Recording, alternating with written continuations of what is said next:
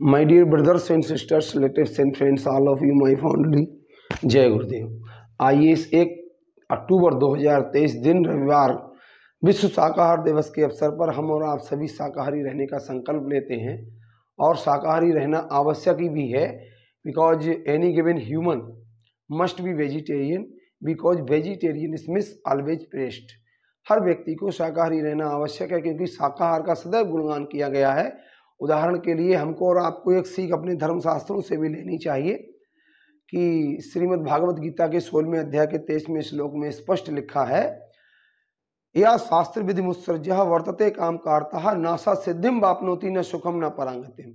जो व्यक्ति अपनी शास्त्र विधि को त्याग कर मनमाने ढंग से आचरण करता है, उसको न सुख मिलता है, न सिद्धि मिलती है, न ही परम गति यानी कि मोक्ष मिलता है। अब आ जाइए कि शास्त्र विधि कहती क्या है। हिंदुओं के धार्मिक पुस्तक मनुस्मृति के 5वें अध्याय के 51वें श्लोक में स्पष्ट बताया गया, अनुमंता विशस्ता निहंता क्रयी विक्रयी संस्कर्ता चोफरता च खाद कश्चाष्ट घात का। बद के लिए पशु खरीदने वाला, बद के लिए पशु बेचने वाला, पशु का वध करने वाला, उसका मांस बेचने वाला, मांस खरीदने वाला, मांस को पकाने वाला, मांस को परोसने वाला और खाने वाला, सभी लोग बराबर के घात का यानी अपराधी हैं, गुनहगार हैं। और श्रीमद् भागवत गीता के 15वें अध्याय के 15वें श्लोक में भी बताया गया, अयम नहीं सर्वस्य चाहम हृदय सन्निविष्टो, कि भगवान कह रहे हैं कि मैं सभी जीवों में समान रूप से विद्यमान हूँ। तो हमको आपको सोचना चाहिए, जब हर जीव में भगवान समान रूप से विद्यमान है, तो बकरा हो, मुर्गा हो, मुर्गी हो, भैंसा हो, जो भी हो, सभी में परमात्मा है। और हमारे धार्मिक पुस्तक महाउपनिषद के 4थे अध्याय के 71वें श्लोक में भी बताया गया, अयम निजा परोवेति गणना लघु चेत सामोदार चरता नाम तो वसुधैव कुटुंबकम। हम और आप उस संस्कृति से आते हैं, उस सभ्यता से आते हैं जिसमें बताया गया कि पूरी पृथ्वी एक परिवार है। जब पूरी पृथ्वी एक परिवार है तो उसमें जीव जंतु भी आते हैं। इस वायुमंडल का हर जीव आता है, छोटे से लेकर बड़ा तक, चींटी से लेकर हाथी तक। और जब सुश्रुताचार्य जी ने भी कहा है, उन्होंने भी शाकाहार का गुणगान किया है। उन्होंने एक श्लोक के माध्यम से हमको आपको बताने का प्रयास किया है, रसाद रक्तम ततो मासम मासान मेधा प्रजायते मेधा स्यास्य ततो मज्जा मज्जाया शुक्र संभवा, कि जो भोजन हम करते हैं उसका रस बनता है, रस के बाद रक्त बनता है, रसाद रक्तम ततो मासम, उसके पश्चात मांस बनता है, रसाद रक्तम ततो मासम मासान मेधा प्रजायते, मांस के पश्चात मेधा बनती है, मेधा स्यास्य ततो मज्जा, मेधा के बाद अस्थि बनती है, फिर मज्जा बनती है और मज्जाया शुक्र संभवा, फिर शुक्राणुओं का निर्माण होता है। जैसे हमारे शुक्राणु होंगे वही असर हमारी संतान में जाएगा। अब हमको आपको विचार करना है, हर कोई चाहता है कि हमारी संतान राम और कृष्ण की तरह हो, श्रवण कुमार की तरह हो, लेकिन राम कृष्ण तो शुद्ध शाकाहारी थे। तो अगर हम उनकी तरह अपने बच्चों को बनाना चाहते हैं तो हम आज ही इस विश्व शाकाहार दिवस के अवसर पर ये संकल्प लें। ये तो बारमुल बकर फाइनहा सैयदुल बहाइमा, कि गाय चौपायों का सरदार है, गाय की इज्जत करो, गाय का गोश्त बीमारी है और गाय का दूध घी मक्खन ये सिपा है, अमृत है यानी कि दवाई है। तो सभी को शाकाहारी रहना चाहिए। इधर एक चीज़ और कही गई है, माया जार मोरे के दाना कास्त बजा सीरी बजा खुश तरस। कवि फिरदौसी ने इस बात को कहा है कि चींटी को भी मत सताओ, उसमें भी रूह है, परवरदिगार का खुदा का अंश है, जीवात्मा है, वो भी अपना पेट भरने के लिए दाना ले जाती है।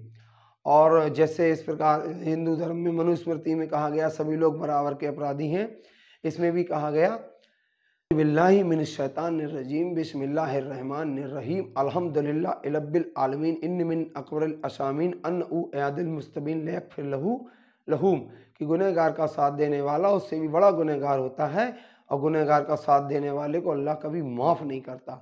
सिख धर्म की तरफ उसमें भी गुरु नानक देव जी ने कहा है, जो रक्त लागे कापड़ा जामा होवे पलीत, जो रक्त पीवे मानुसा तिन क्यों निर्मल चीत। जब कपड़ा पर रक्त लग जाता है, खून लग जाता है तो कपड़ा गंदा हो जाता है।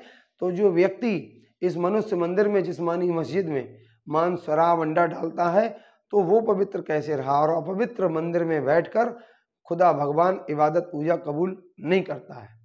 ये तो बात रही धर्मशास्त्रों के अनुसार पूजा पद्धति नहीं अपनाएंगे, खान पान नहीं अपनाएंगे, तब तक हमें न सुख मिलेगा, न सिद्धि मिलेगी, न ही परम गति यानी कि मोक्ष मिलेगा।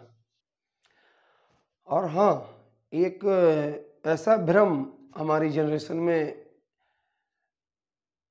फैला दिया गया है कि मांसाहार करने से ताकत आती है, बॉडी बनाने के लिए मांसाहारी रहना बहुत आवश्यक है। तो मैं आपके समक्ष स्पष्ट कर दूं कि हमारे जगन्नाथ मंदिर के भगवान जगन्नाथ मंदिर के पुजारी हैं अनिल गोचीकर, शुद्ध शाकाहारी, प्योर वेजिटेरियन। और साहब आप देखिए उनका शरीर कितने बलवान है। ये एक शाकाहारी रहने का एक प्रमाण है कि शाकाहार से ही आप जो परमानेंट पावर चाहते हैं तो आपको शाकाहारी रहना पड़ेगा। दूसरा, बच्चों को ये भ्रम फैलाया गया है कि अंडा नहीं खाओगे, मांस नहीं खाओगे तो दिमाग बुद्धि नहीं आएगी। तो आपके लिए मैं बता दूं, देखो भगवान राम शाकाहारी थे, भगवान कृष्ण भी शाकाहारी थे, हनुमान जी भी शाकाहारी थे। और अब आप आ जाइए इधर कलयुग में, द ग्रेट पोरस, जिनको लिए कहा गया कि पोरस जैसे सूरवीर को नमन सिकंदर करते थे, वो भी शाकाहारी थे। इधर आप आ जाइए, हमारे बाबा साहब भीमराव अंबेडकर भी शाकाहारी थे।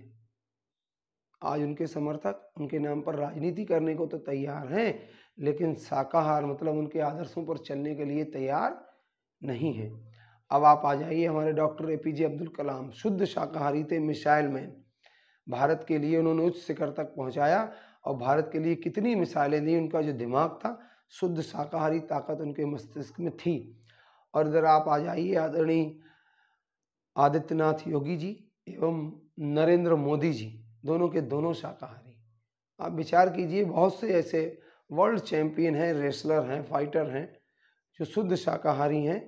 और हमको और आपको भी ये विचार करना चाहिए, हम और आप भारत जैसे धर्मपरायण देश में, इस भूमि में, जिसको कहा गया चंदन है इस देश की माटी, तपोभूमि हर ग्राम है, हर वाला देवी की प्रतिमा, बच्चा बच्चा राम है। इस चंदन जैसी मिट्टी पर हमको आपको जन्म मिला। जब हम राम हैं और हमारी बच्चियां देवी हैं, तो ना तो राम ने कभी मांस खाया, ना देवी माँ मांस खाती है।